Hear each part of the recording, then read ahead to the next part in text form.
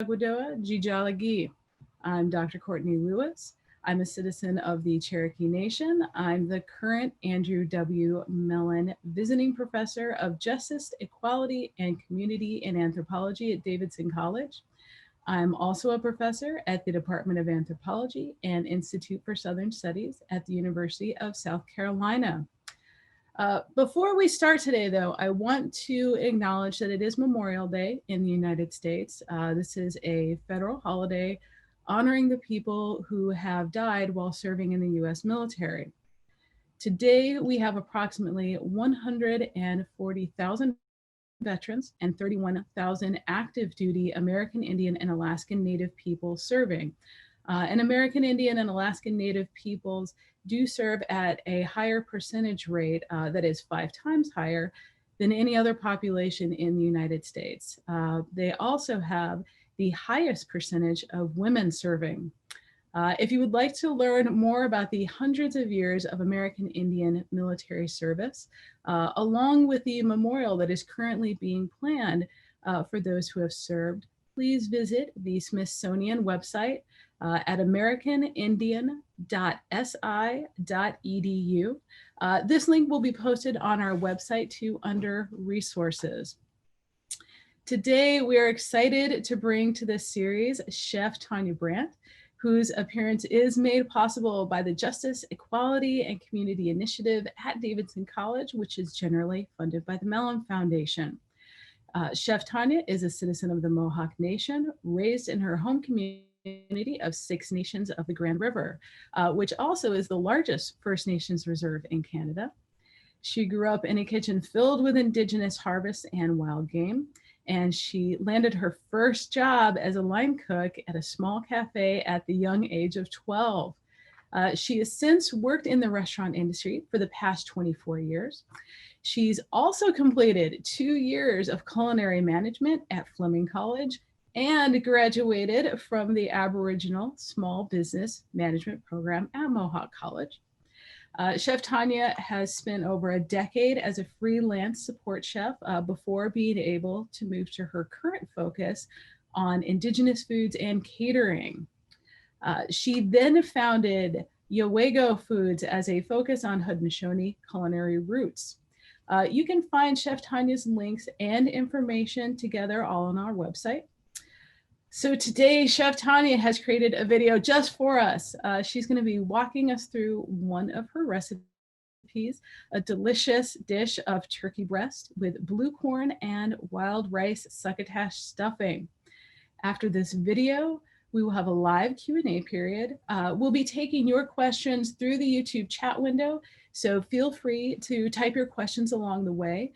If you do feel comfortable, you can let us know your name, where you're located, if you're a student, faculty, staff member, alumni, community member.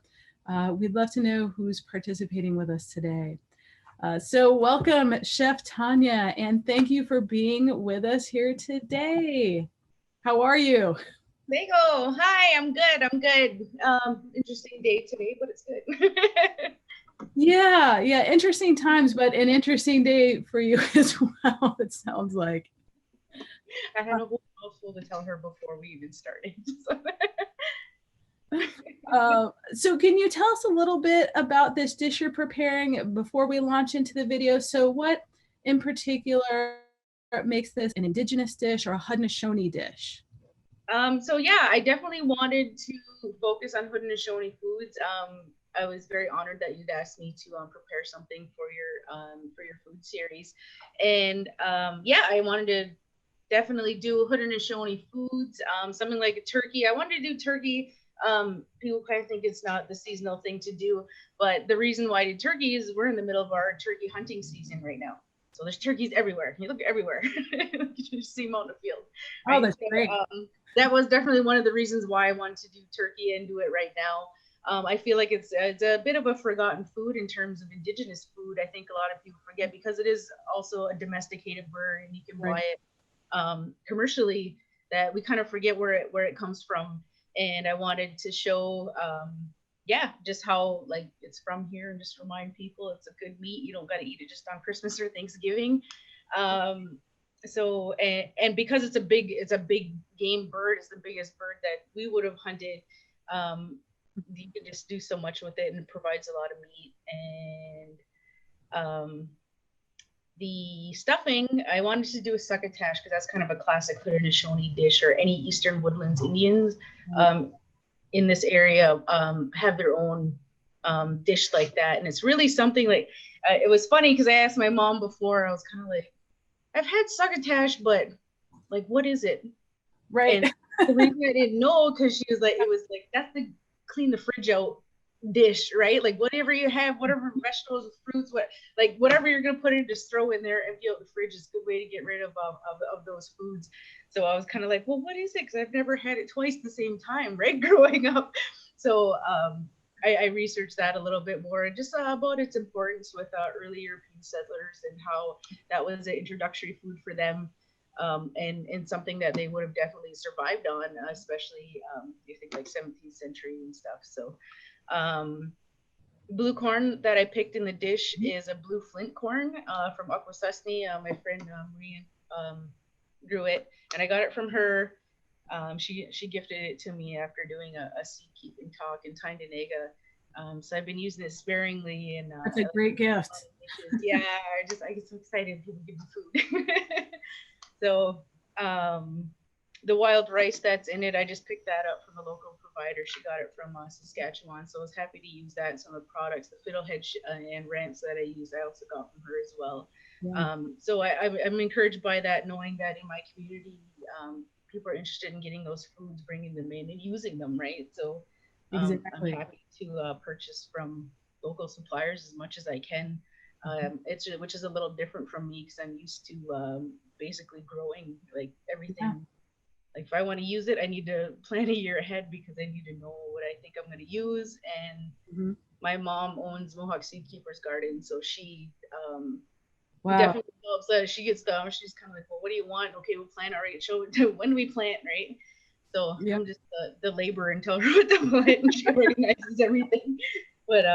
But yeah, so it's a good system. It works. It helps her, benefits me, and it's been going good.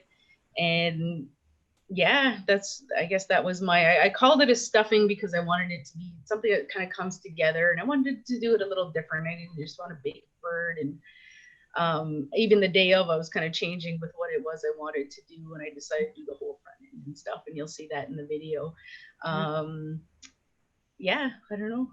Yeah. I try to think of all local ingredients that would have been available to our people, since time immemorial, and I think they definitely got that in this dish.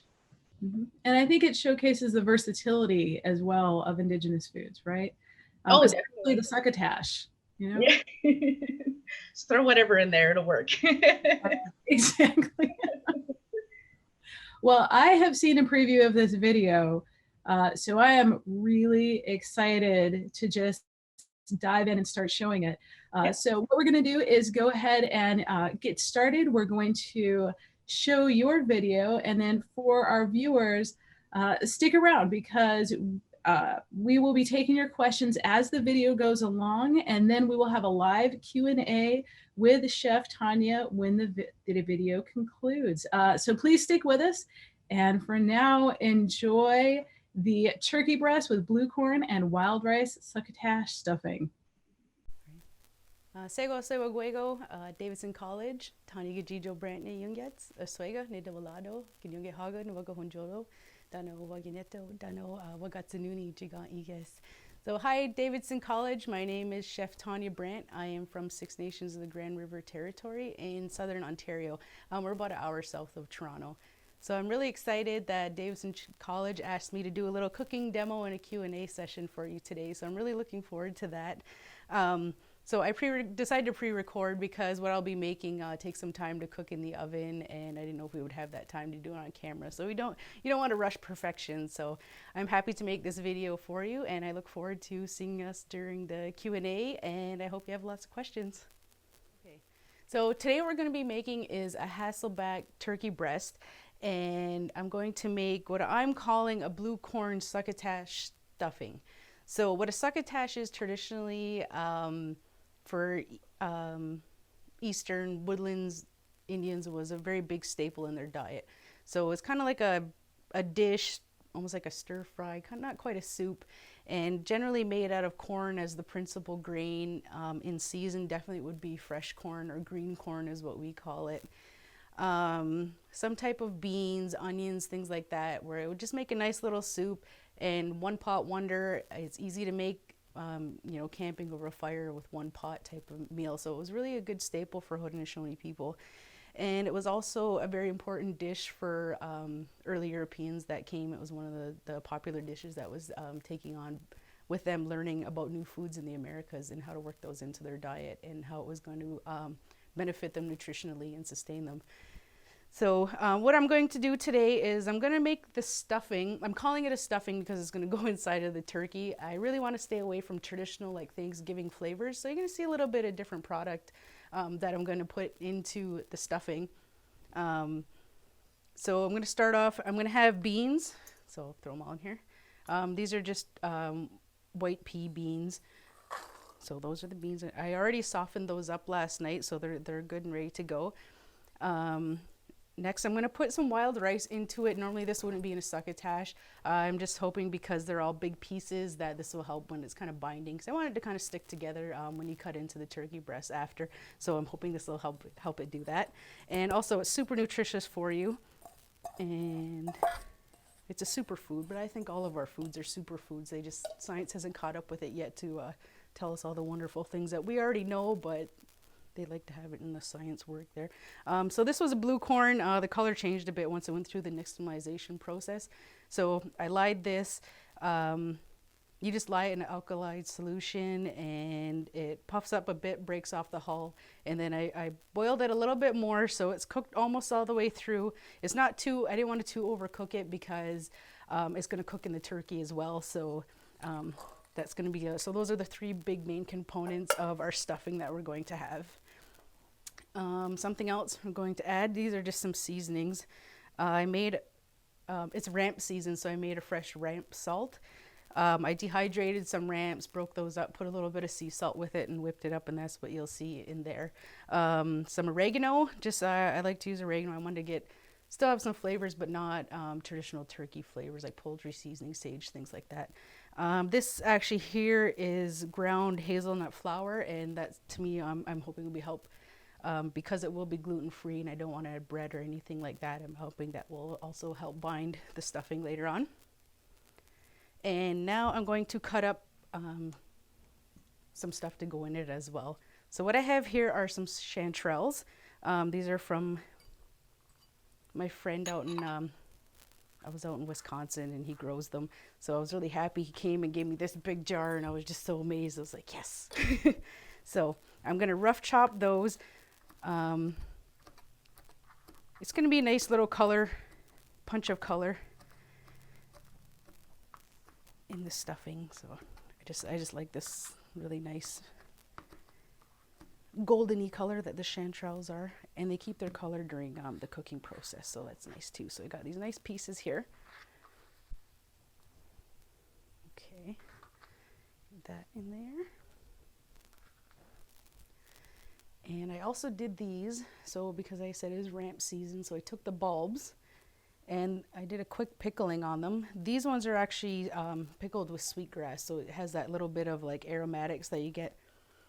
So it's definitely vinegary from the base. I'm going to take about maybe 3 or 4.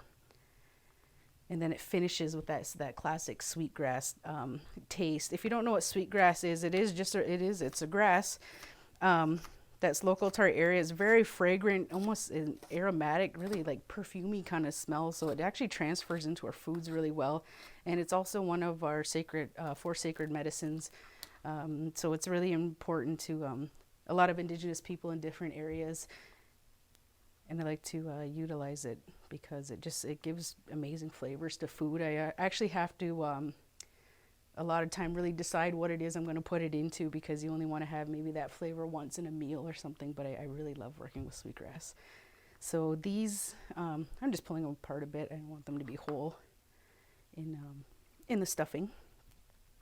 So broke those up a bit, so those are our ramp bulbs that we're putting in there too. Ooh, one rolled away on me.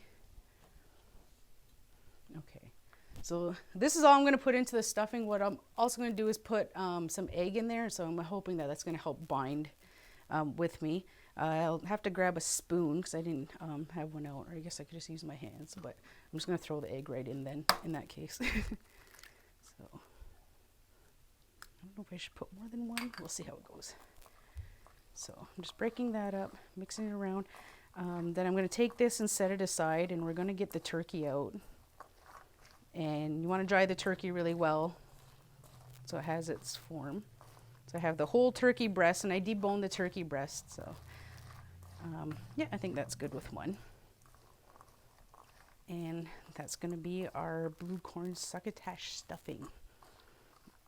All right, we're back. I cleaned up a bit of my mess here. So now we're going to work on the turkey breast. So first, before I get started, I want to talk about this beautiful plate here. I'm going to make my own rub for the turkey breast. So I'm kind of doing a play on like barbecue-y flavors with this one. What I have in this plate here is some more oregano and some more of the ramp salt because I want to tie in those flavors with the stuffing. This one here is some ground wild onion, and this is a smoked paprika. That's from Sakari Farms. And cumin, and this is a red ground chili pepper. I got that just traveling in New Mexico, so it has a lot of flavor, a little bit of spice to it, so I think it'll give it a nice contrast. This one is a smoked pinon salt, so I like the idea of that little bit of smokiness being in there and the earthy flavors.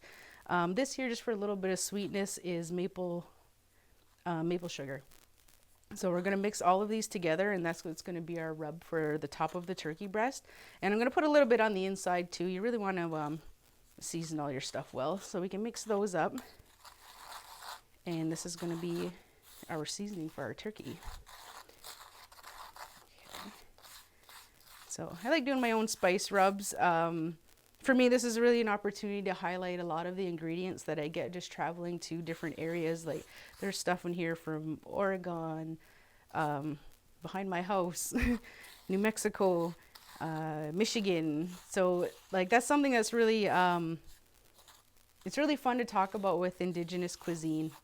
Doing that in North America and talking about a lot of these things that you see a lot of the rest of the world talk about these areas and where things come from, and there's not much information about that for North America and for indigenous peoples and for our diets. So it's something that I particularly enjoy being a chef, learning about the ingredients, where they come from, and what new flavors we can get out of them when we're cooking. So oh, that smells good. Get a little bit of the chili, a little bit of the ramps. So here's the turkey breast I got here. Actually, I took a whole turkey and I cut off the whole turkey like breast section of it, and I did debone it as well. You could leave the bone in. It would be nice. A great flavor if you cut it in half. If you'd cut the turkey breast in half, you could have two and then slice along and Hasselback them, like to stuff them like that. But I was thinking about it. I was like, oh, I just want to go for one nice big thing. So I cut the front wings off the turkey, and then just followed like the skin along the edge, and then you have to kind of break it off the back part, but I didn't have much room, so I didn't know if I could get all that on film. So this is it. It will fold out nice, and we're gonna stuff that with our stuffing.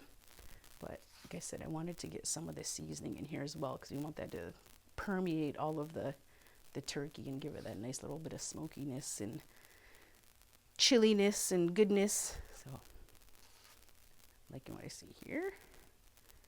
Okay, so that should be good.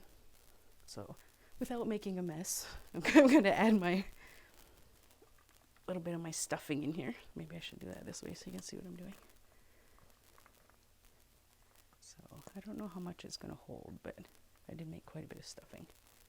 And the rest of the stuffing, you can always just put that in a pan, put it in the oven, and let it cook that way, and just add them. I would kind of mix them together before I serve it, unless you're cutting this nice and making little cute plates. So yeah, I left the skin part on up here because I figured that'd be a nice way to help keep all the contents in. So I have some butcher's twine here. I'm just going to tie some little sections. Slide that under. You can probably even just slide that under yourself before you even fill up the stuffing in that. So So I'm just going to tie 2 simple knots, and we can get that, keep it together. Okay. When I put it into the oven, I'm going to flip it the other way, just so it looks prettier with the turkey breast side up, with the skin up actually. Okay, 2.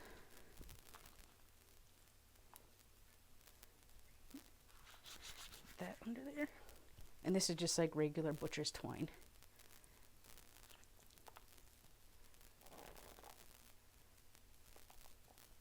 And you want to pull it not too hard, but so I have a piece of parchment paper. I'm going to take the parchment paper and line that. I kind of do that with everything. It really helps save your pans and saves you some time scrubbing pans after. So we're going to take this guy and then flip it over. And I don't really want to touch it on there. So, and here's our stuffed turkey breast. Okay, so just going to move that towards the center a little more. So traditionally with a Hasselback, you would take something like a breast, slice it, and stuff all the pieces inside. I'm going about this a little bit different. So I figure when it's like this, it's nice tight. I'm going to do slices in the meat. And then so while it bakes, it's going to open up a little bit and be nice and pretty. I want to get, just make sure the skin. I like the turkey skin. You can take it off if you'd like. I just think it'll help make a nice juicy product. And the crisp turkey skin always looks really nice as well. And we're going to take more of our spice rub and get that all over the top. Good there. So I'm going to take my knife and I'm going to cut some slices into it, and then that'll make it our Hasselback.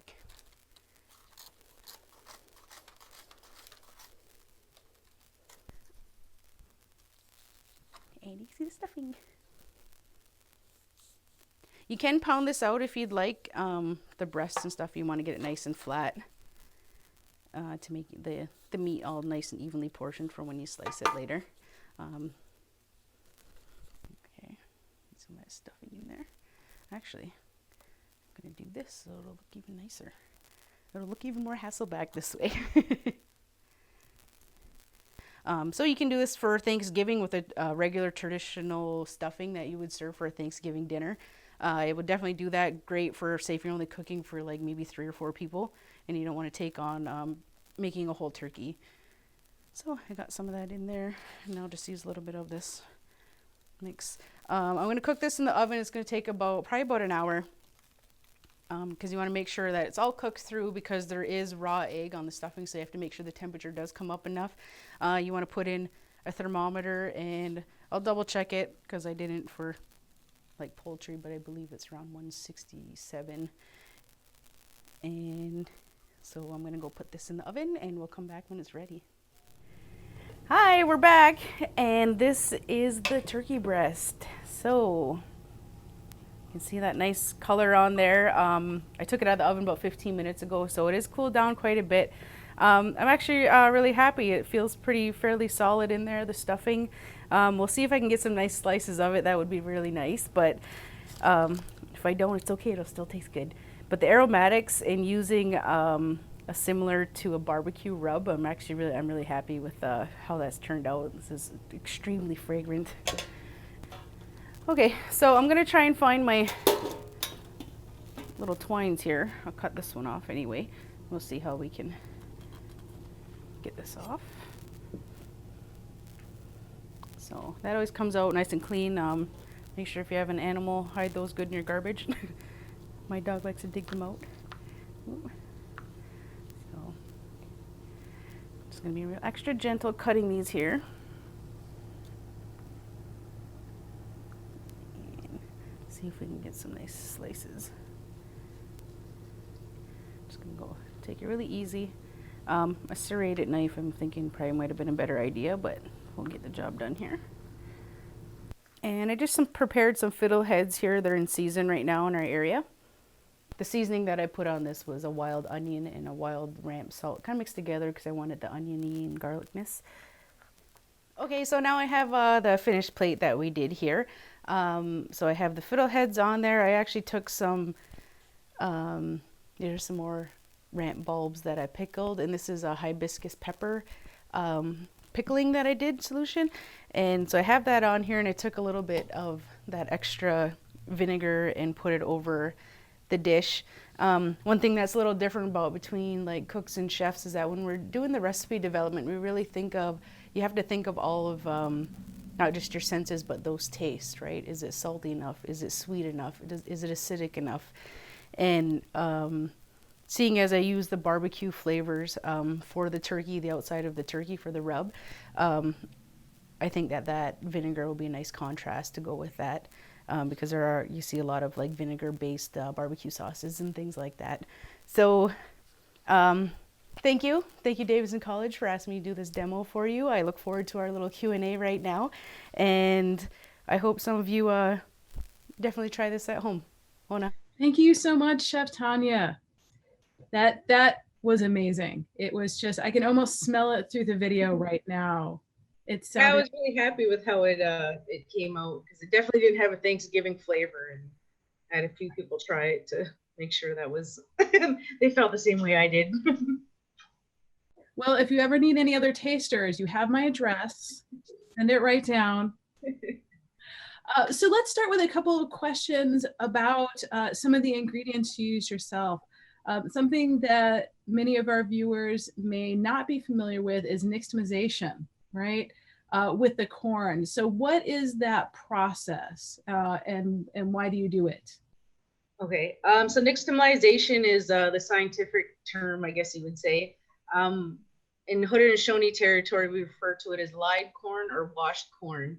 And what that means is we take, because the corn has, once it's dried, has that hard outer shell on it, we need something to permeate that in order to make it digestible. Otherwise, it'll come out the same way it went in.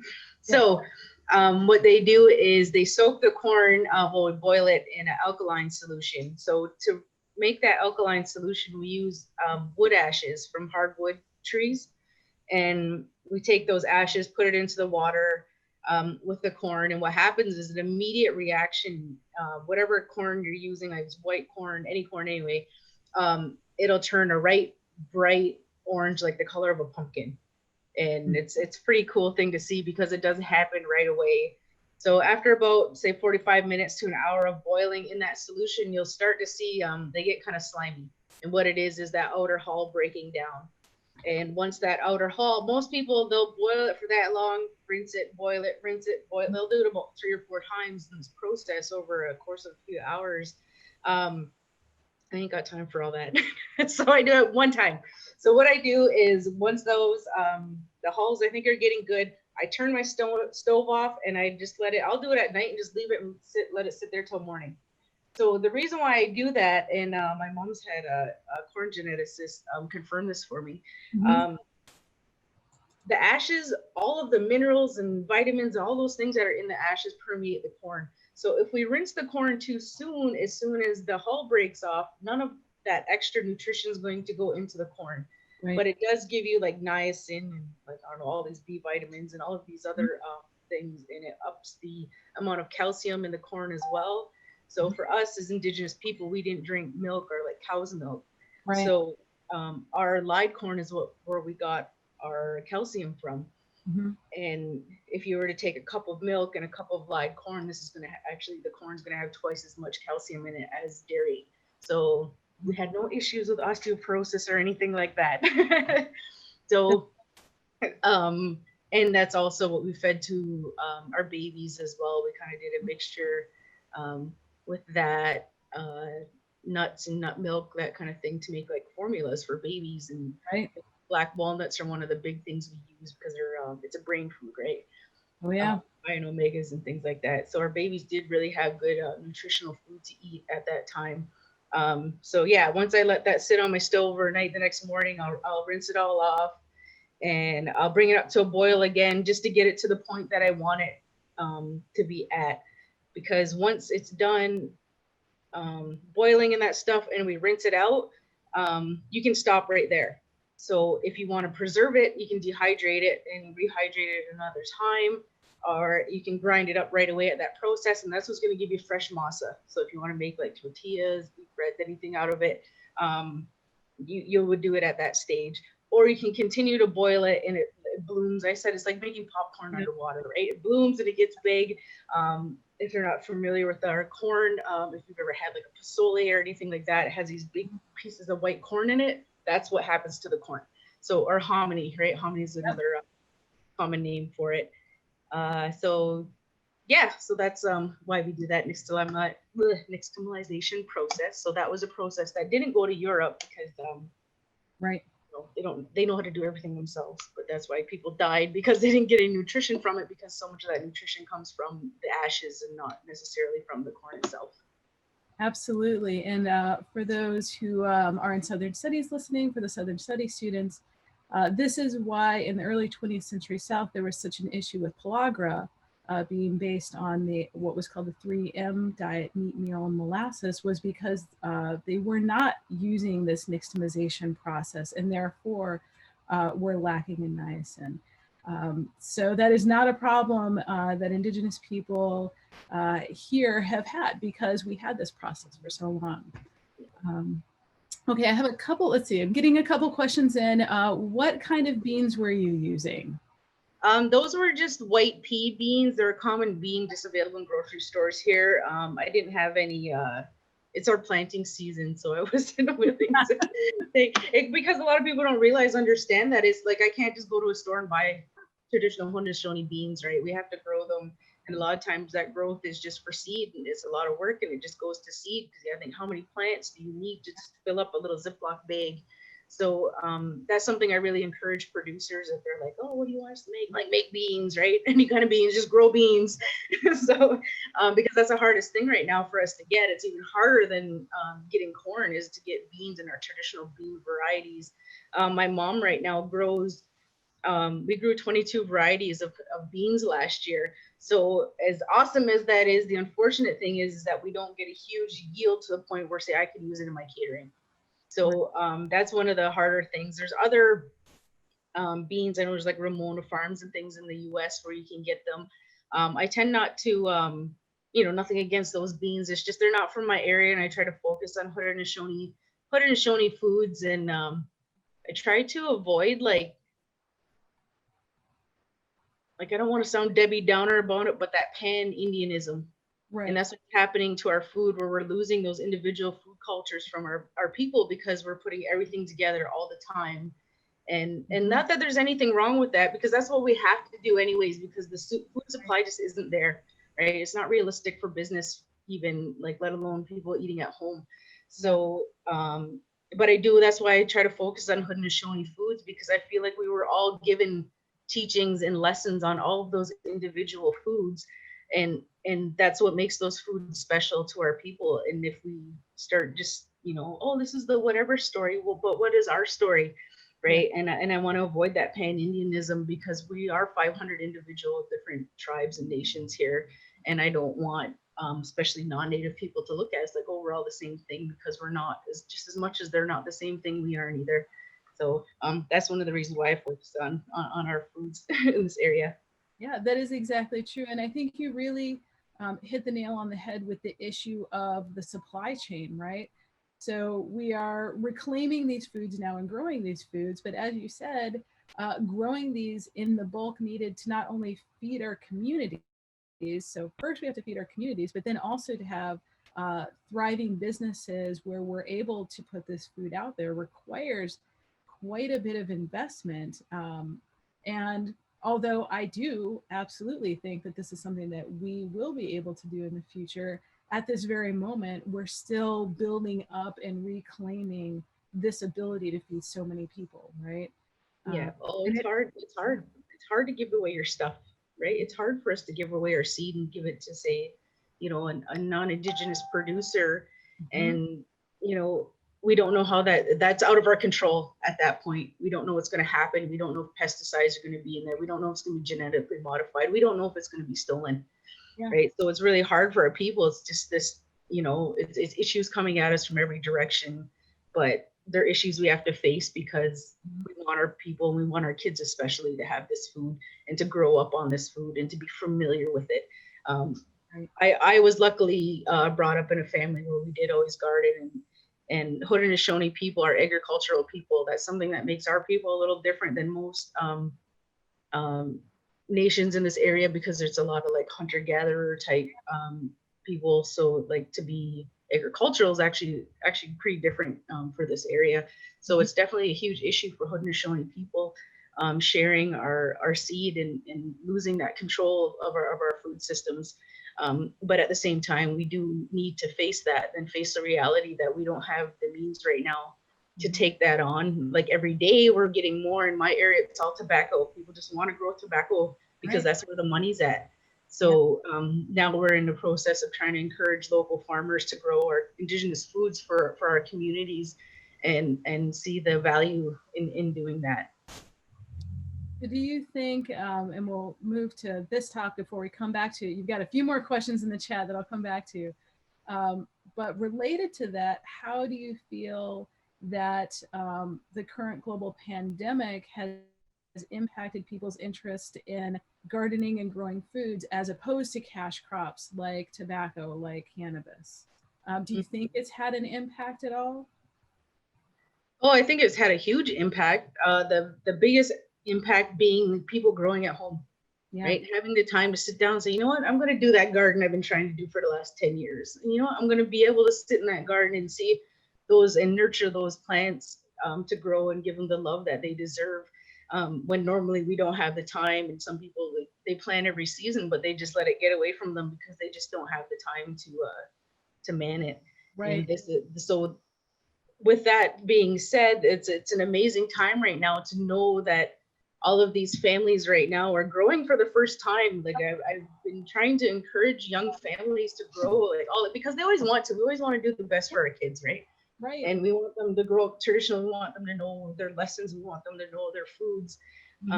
So for, I'd say probably about the last 3 or 4 years, my mom's really been trying to start a co-op down here where we can plant and grow together. You grow this at your house, you know, we look at the area, what's best to grow it there. And you know, and we would share that crop at the end of the season. Unfortunately, like you get a ton of interest, but you know, people having the time to show up and actually have that happen and has been really difficult. So, but this year, just with the pandemic happening, it's really brought us back to our roots and said, you know what, I have time to do this, and just really remind people that it's not that big of an effort, right? It is initially on planting days, but in between that, in between planting and harvesting, you know, you're looking at a couple of days work in reality. And it's nice to encourage that I don't see this pandemic as a bad thing for our people. I've seen it as a positive thing for our people. Like, I know it's unfortunate, it's an unfortunate illness and everybody's dealing with this illness, but traditionally, I think has really helped revive a lot of like foodstuffs, food cultures in our people, even if it's just people that don't have the food at home to eat right now because they're, you know, they don't have money. They're going back to their traditional foods and they're looking at all of that stuff, right? They're looking, people even in the desert are getting back to their traditional food system. So it's really amazing to see that. And I don't think that definitely wouldn't have been happening if this pandemic hadn't happened. So I'm trying to look at it as a positive that, like, I mean, even my business is taking a bit of a hit. Not really, like I'm still doing lunches for factories and things that don't want to bring food in, or their companies going out and stuff. So I've been doing okay, but it's definitely hit a lot of colleagues really hard. Yeah, it's been a difficult time, especially with the supply chain being disrupted. But I'm glad to hear that you're hanging in there. Hopefully all your family's doing well too. Yeah, I had to do a lunch today for a factory before I got here. Amongst the other things I told you, it was my exciting day, so I've been kind of rushing around. Hey, that is how many people did you need to serve? It was only like 15 today, but it was still done. One turkey. That's pretty big. I should have cooked the rest of the turkey for them. Okay, so we have a couple of questions about the dish today. There's a couple of pickling questions. Now, I'm to everyone's dismay around me, most interested in ramps. I love ramps. I love them so much. That ramp salt was new to me. And now I know what I need to do. I need to fry me up some ramps and make some ramp salt. And I loved the idea of the ramp bulbs with the sweetgrass. I've never seen that combination before, and I can imagine how fragrant that is. But we do have a question about the hibiscus. And one of the viewers wants to know if you'd be willing to share how you put that together. Yeah, sure. So the first time I did it, I had an abundance of ramps, which usually doesn't really happen for me. So I wanted to make sure I utilized them a few ways that I had been wanting to. The ramp salt, I'll just touch on that. I dehydrated them and I removed the bulbs. I've dehydrated the bulbs before. You have to take them apart anyways, kind of cut the stems off because the leaves, the stem, and the bulbs all dehydrate at different times.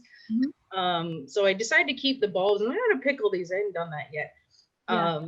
So I just use a typical pickling solution, which is, I think it's 2 parts vinegar, 1 part water, got them warm, and you just pour that over top of the ramps. That's all you really have to do for that. I put a little bit of salt in there and some peppercorns. The hibiscus, I just threw a couple of hibiscus leaves in there. I got those I was in Georgia in November and at this farm for a boucherie, and they had the flowers are beautiful. They're in season. They're like, pick all you want. We already got everything we need, right? So I was like a kid in a candy store, and we got a bunch of those, and so I was happy to be able to use some of those leaves for that because I wanted to see. I knew it was going to make it a pretty color, so I wanted to see what the ramps are going to look like. So I was really happy with how those came out. So yeah, I just threw maybe about 3 or 4 leaves in the little jar that I did there, and it was the same solution. I did 3 different kinds. I put hibiscus in one, and then I just shoved pieces of sweetgrass in the other, and the other I just did a plain because I just wanted like the ramp flavor. Yeah. And yeah, they came out great. I was really happy with them.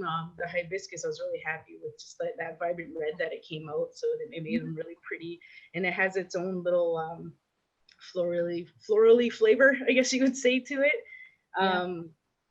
But yeah, I just I'm not a big fan myself of like pestos made with ramps because they're a strong plant, right? They're powerful. That's a powerful. Yeah, like you're gonna burp it up for 3 days after and kind of smell like it. And so I try to, I wanted to tone it down. But I mean, it's perfect for a seasoning. And a lot of plants that are like that, if they're really like pungent flavors, they're usually like really good in rubs and stuff. So it's a good idea that, and that's just our preservation methods of drying stuff is practicing that too. Yeah. And so we have the ramp salt, but you also used pinyon salt. And how did you do? Is that pinyon ash? How did you go about that? That's a smoked pinon salt. I didn't make that one personally. That was from Sakari Farms. So that's Spring Alaska's company. She makes that, and actually the sweetgrass was from her too. She's a pretty good friend of mine now. They've known her for a couple of years and get ingredients from her. So I'm always really excited when she's like, I got some stuff for you. So I'm always like, send it. So it's like I'm like a kid in a candy store when I get that. So but yeah, she made that, and it is a smoked salt. But if you want to smoke a salt, it's the same like if you have a smoker, you would just put like a sheet pan in there, put the salt in there, and just smoke it like you would meat, and it'll permeate that flavor. Oh. Yeah, I need to get a smoker. I clearly need They're fun. Let's see. One other question we have from the chat is what the difference is between a wild turkey and a domestic turkey as far as the eating, the tasting difference. Is there any preparation difference? One won't attack you. No, I'm kidding. The important thing is one will attack you. Yeah. Well, they domesticated turkeys like a couple thousand years ago in Mexico, but yeah, we still just hunt them. I don't notice there's a slight flavor difference. More than likely it's their diet that would make that difference, like in flavor, the same way you would get, say, a commercially done chicken or like organic, free ranged, all that stuff chicken. There you get a slight taste variance, and you'll get that between buying a commercial turkey or buying a domesticated or wild turkey, sorry. But yeah, no, they pretty much taste the same and cook up the same, and it's all good.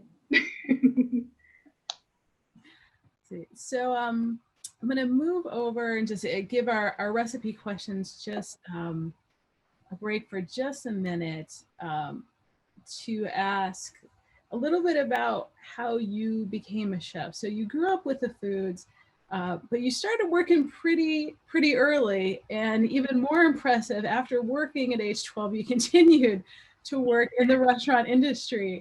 So what inspired you to go into the restaurant industry, and what continues to inspire you to stay with this? Because this is a very difficult job, right? Yeah, definitely not any and everybody can be a chef. That's definitely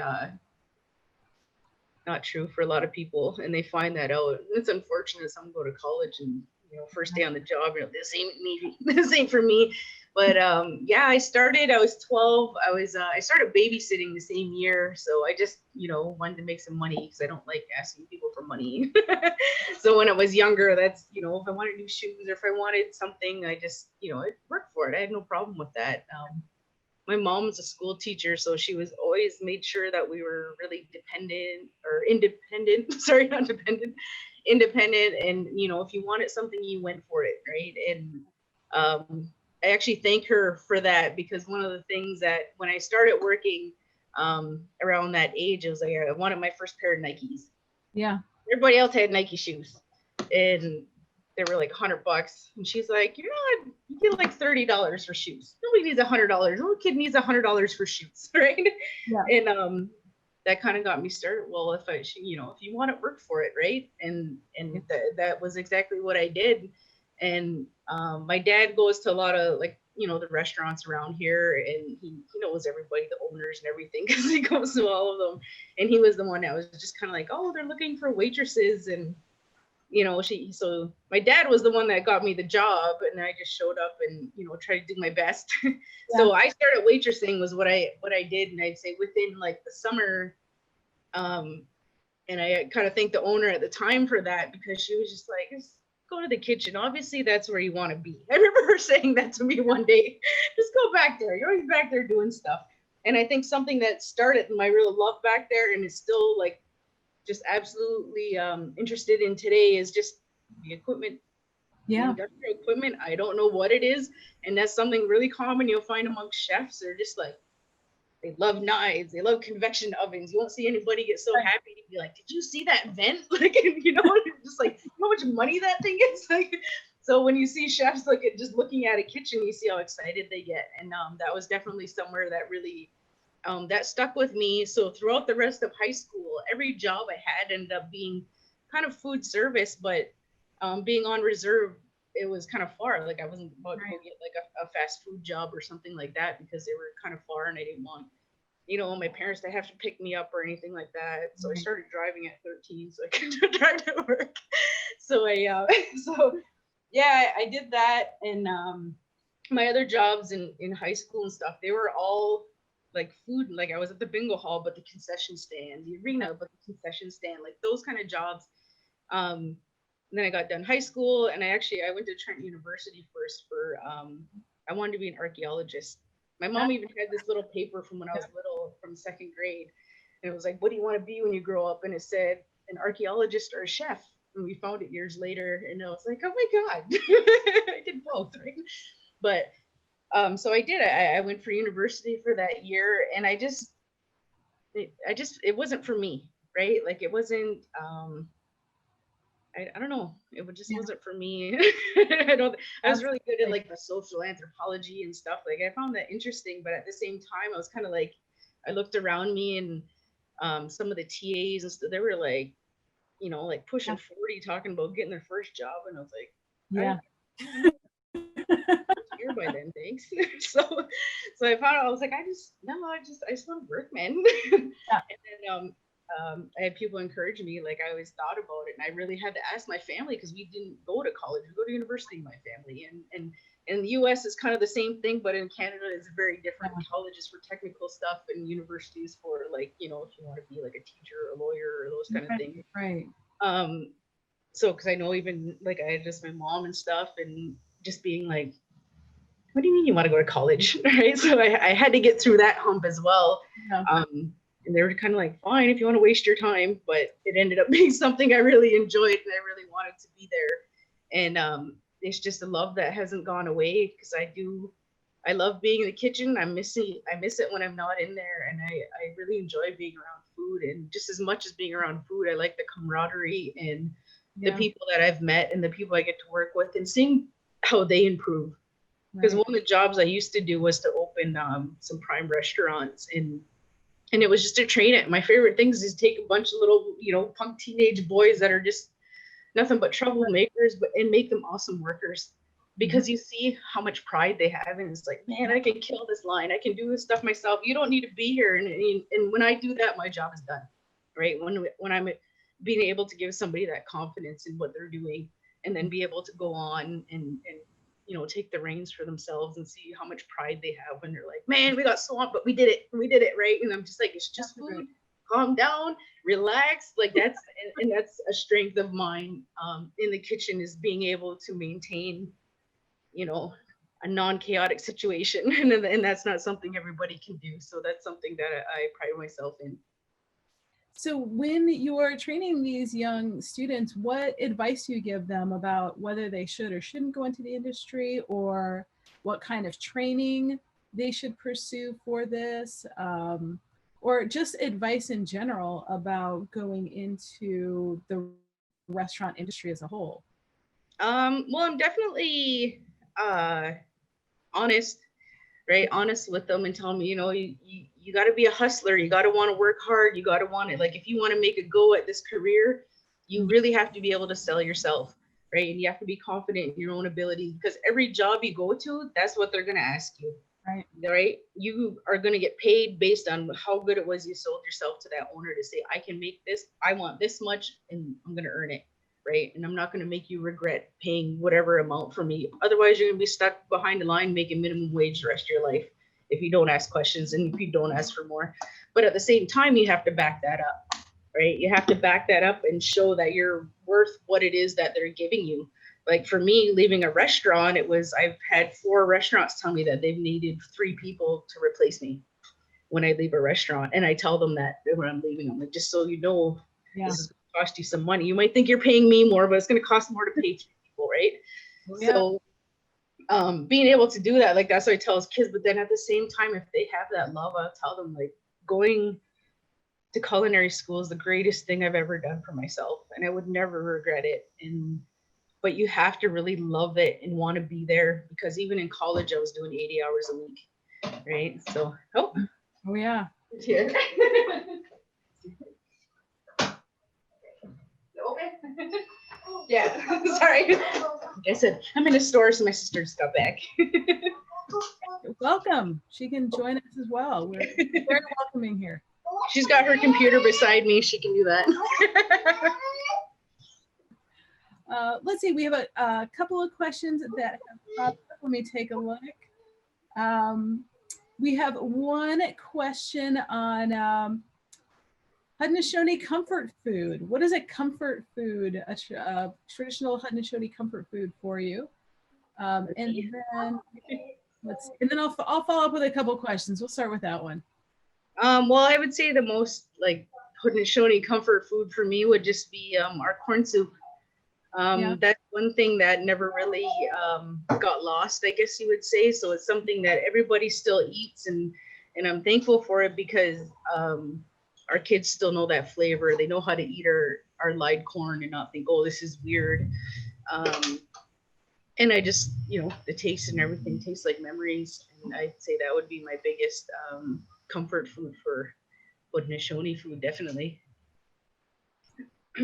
That sounds pretty comforting already. Let's see. Another question. Do you have advice for non-Native people who would like to support Indigenous food sovereignty movement?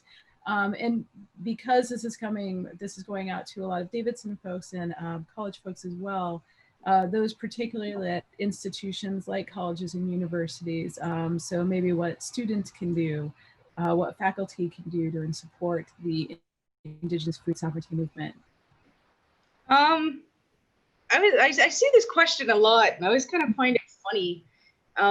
Like any other business, buy their product, right? Just, and I think, but that's the biggest way. Like if their business, it's the only way their business is going to grow. It's the only way they're going to get their message out. It's the only way that you're really truly going to be able to support them, which is to be supporting them in what it is that they're doing, and purchasing their product is the easiest way. Like I see a lot of companies doing like, GoFundMe's and things like that. And it's like, but at the end of the day, if people just buy their product, it's doing the same thing for those companies, right? So yeah, like that's what I always say. Like you don't really have to go out of your way and treat an Indigenous business different than any other business. It's just support them in the same way.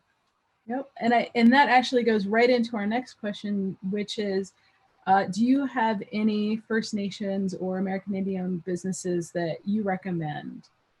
Or that people who are not in the restaurant industry, so something that's not just wholesale, can access? For the US, I'd concentrate on that because I know Davidson's in the US. I'm in Canada here. Sakari Farms is definitely one of the biggest places I like to support. The owner's awesome, and she just grows so many different things, and she does make a lot of products now. So she's getting into some things like vinegars and like you've seen the salt. So she does a lot of rubs and salt. She does this, she just gave me this green smoke poblano, like it's a powder pulverized, I guess. And it's just like, the smell is amazing. So I definitely love Sakari Farms. Who else? The other one, Zebra Wing Farms. They do maple products. They're in Michigan.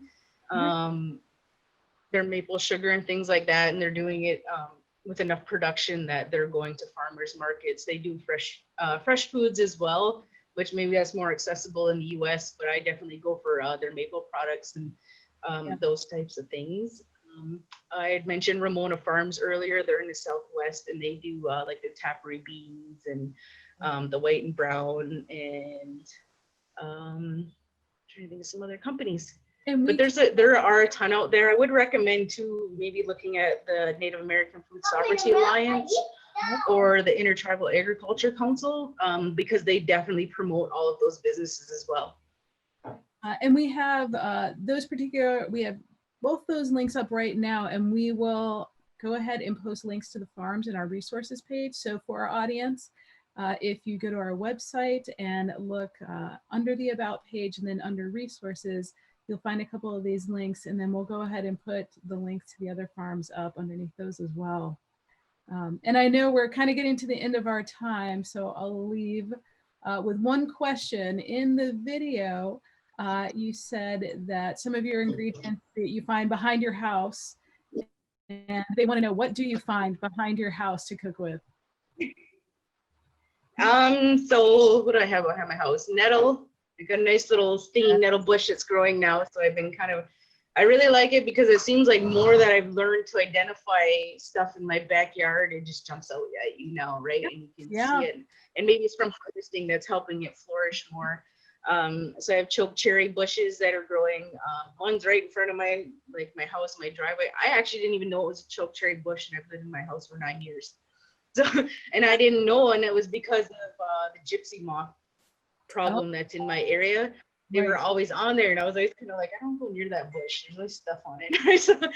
So one day I got mad and I took it all off, made sure there was nothing. Like I even went through like the year, and I was like, I see caterpillars. I took them off, and it had these nice, lovely flowers, and I'm like, there's stuff growing on it. There's berries. I've never seen berries grow on that before. It was a choke cherry bush. I had no idea. So now it's like I guard it, and I had to fight a robin last year.